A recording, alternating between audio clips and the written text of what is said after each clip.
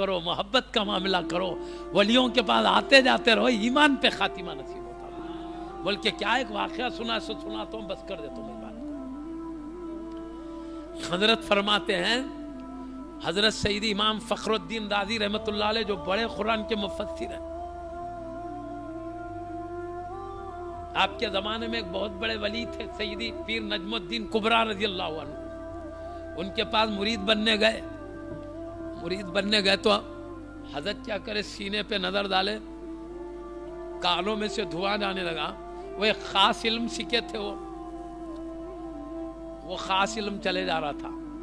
حضرت کیا کرے بولے تو پیر نجم الدین وہ علم نکال کے حضرت اپنے سینے میں کا علم ڈالنا چاہتے تھے. حضرت بولے یہ کیا جا رہا؟ حضرت پھر پر آواز نہ کہہ کیوں؟ بولے تمہارے سینے میں جو پہلے سے علم ہے وہ نکال رہا ہوں, میرے سینے میں کا علم ڈالوں. وہ منطق فلسفہ وغیرہ کا علم تھا سمجھو. وہ ولی منطق کا علم پسند نہیں کرتے تھے. اولیاء اللہ دو قسم کے بس پسند کرتے بعد نہیں. وہ کئی کو تو اس میں ٹائم کئی کو خراب کرتے, دل روشن کر کے. منطق سے کیا ہوتا ہے, وہ پڑھے تو علم ایسا ہے آدمی غلط اور صحیح کو پہچاننے کی صلاحیت پیدا ہوتی ہے. منطق کا علم ایسا ہے. لیکن یہ بزرگان دین بات بولتے ہیں کیا اس کو 15 20 سال محنت کر کے پڑھنے کے بجائے اتنے سال ذکر کر کے دل کو روشن کرے, تو جو اتنے علم سے صحیح غلط کو پہچان رہے, دل روشن ہو تو نظر ڈال کے پہچان سکتے غلط ہو صحیح. اس لیے بعض اولیاء اللہ کیا کرتے معلوم, یہ پسند نہیں کرتے بھائی اس میں لگانے کی بجائے اس میں لگا, برا ہے بلکہ نہیں, اس کے لیے وہ نکال رہے تھے. بولے حضرت میں 15-20 سال محنت کر کے پڑھا تو تھوڑی دیر میں نکال دے رہے ہیں. بولے تو میں میرا مزاج ہے وہ نکالے تک میرا علم نہیں ڈالتا. بولے اب بعض اولیاء اللہ پسند کرے اس کو, کیونکہ ہر کوئی کہاں دل کو روشن کرتا, کم سے کم پڑھ کے تو صحیح غلط کو پہچاننے کی صلاحیت ہو. بعض علماء اولیاء جائز قرار دی, بعض اولیاء یہ ان اولیاء میں تھے نہیں پسند کرتے تھے. 15-20 سال سے محنت کر کے سکھوں حضرت ایسی نکال دیتے. کیا بولے تو بولے نہیں رہنا ہے تو پھر جاؤ خدا حافظ, ہمارا علم نہیں ملتا. بول دیے اب حضرت بولے محبت کر کے بڑی کئی محنت کر کے پڑھوں, بلکہ ویسے ہی چلے گئے حضرت. اب جب ان کے انتقال کا وقت آیا, وہ ملعون حاضر ہو گیا, شیطان حاضر ہو گیا. حاضر ہوتے ہی اب انہیں بھٹکانے کا کام کرتا. بولا اللہ کو ایک مان لے, اتنے بڑے علموں کے اتنے بڑے عالموں کے ایک مان لے, کیا ہے کیسا مانتے جی, بس یوں مان لے تو ہوگا, کیا دلیل ہے؟ حضرت کو پہلے معلوم تھا انہیں بھٹکاتا, اور خصوصاً سکرات کے وقت ایڑی چوٹی کا زور لگا. آپ کیا کرے, ارے دلیل مانگ رہا, سنیے پہلی دلیل ہے, دوسری 360 دلیلیں دے دیا اس کو. اب بولے خاموش بیٹھ جاتا. وہ ملعون فرشتوں کو درس دیا تو تھا, ایسی خاموش بیٹھتا ہوں. محدث دکن رضی اللہ عنہ کی زبان سے جو نکلے کلمات آپ فرما رہے ہیں, ایک بات ایسی بولا شیطان, پورے 360 دلیل ختم ہو گئے اس کے سامنے. خطرناک بات بولا. یہ وہ ٹائم تھا کہ ان کو اللہ کی اکتائی میں شبہ پیدا ہو جاتا, شک پیدا ہو جاتا.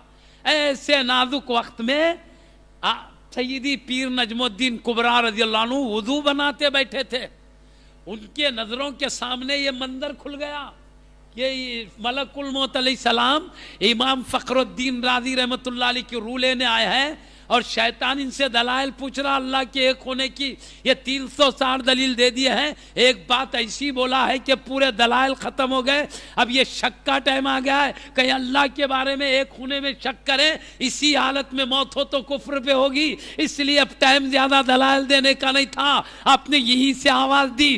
کیا حضرت فرمائے سو بات بولتا ہوں, سیدی محدث دکن آپ کیا فرماتے ہیں؟ پیر نجم الدین کبرا رضی اللہ عنہ حضرت کے ارشاد کے مطابق, میرا مرید نہیں بنا تو نہیں بنا, کیا ہوا, ایک مرتبہ میرے پاس آیا تو تھا. یہ کہتے ہوئے فرمائے اے فخر الدین رازی, یہ کیوں نہیں کہہ دیتے مجھے اللہ کو ایک ماننے کے لیے کسی دلیل کی ضرورت نہیں ہے, بے دلیل اللہ کو ایکتا مانتا ہوں. یہ کہنا تھا, آپ کے کانوں سے آواز ٹکرائی, آپ نے کہا ملعون مجھے کسی دلیل کی ضرورت نہیں, بے دلیل ہی میں اللہ کو ایکتا مانتا ہوں. یہ کہے کلمہ شہادت زبان پہ جاری تھا, ملک الموت علیہ السلام روح لے کے چلے گئے. حضرت فرما رہے دیکھو ولیوں سے محبت کرنے آتے جاتے رہنے کا فائدہ, شیطان ایمان لوٹنے آتا ہے, خدا کا دوست ایمان بچانے آتا ہے. اس طرح ہم اللہ والوں کی باتیں سنتے رہے, ان کی عظمتوں کو سمجھتے رہے, اہل بیت کرام خصوصاً ان کا بہت بڑا احسان ہے، یہ لوگ کٹ کے ہم کو بچائیں، ایک لٹ کے ہم کو سنبھالے۔ صحابہ کرام کا بھی وہی حال ہے، بدر، احد، خندق، خیبر میں حبیب پاک کے ساتھ قربانیاں دیے، مال لٹائے، جان لٹائے۔ وہ تو پہلے اسلام کے اولین بڑھ رہا تھا وہاں، وہ ساتھ دیے تو آگے بڑھا، وہی نہیں کرے بلکہ اس کے ساتھ کیا کرے، پیارے نبی کی ایک ایک ادا کو اور ایک ایک ان کی سیرت کو، ایک ایک بات کو جمع کر کے ہم تک پہنچانے کا ذریعہ بنے، وہ دین بچائے بھی، دین پہنچانے بھی کام کرے۔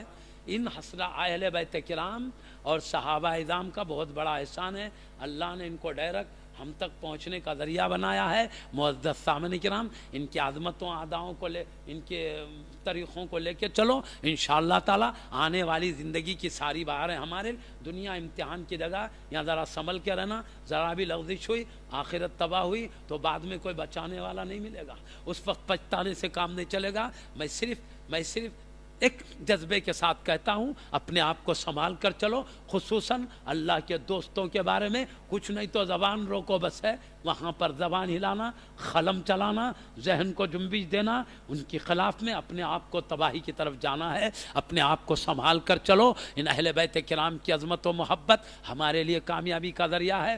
بے ادبی کرنے والے خوارج بے ادبی کر چکے، لیکن بری موت ان کی ہوتی ہے، ہوتے رہے گی، لیکن ہم ادب والے لوگ ہیں، ادب سلامت رکھیں، اس میں ہمارا ہی فائدہ ہے، اللہ رسول کی نگاہ کرم ہے، اللہ ہم کو سعادت مندی پہ قائم رکھے، محبت وفاداری کے ساتھ ہم کو موت دے، ان اہل بیت کرام کی شفاعت ہم کو نصیب فرما، تیرے حبیب کے نواسوں کے پاک ہاتھوں سے حوض کوثر کا پانی پینے کی توفیق دے، وآخر دعوانا الحمدللہ۔